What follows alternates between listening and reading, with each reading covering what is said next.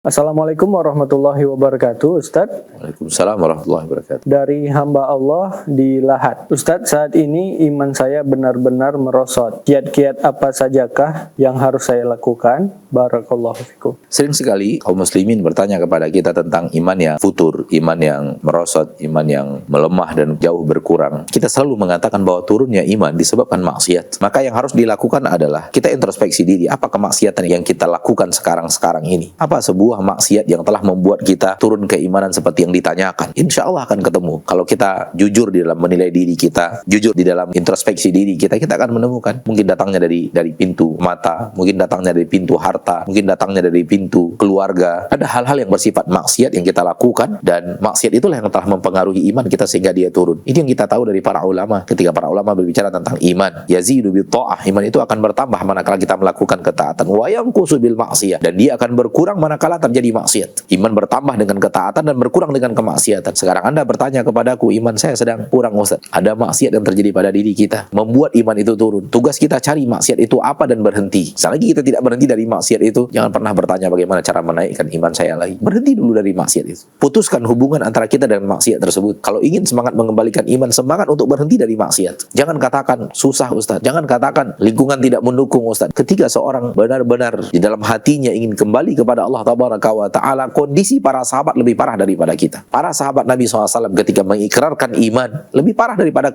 kita kondisi masyarakatnya.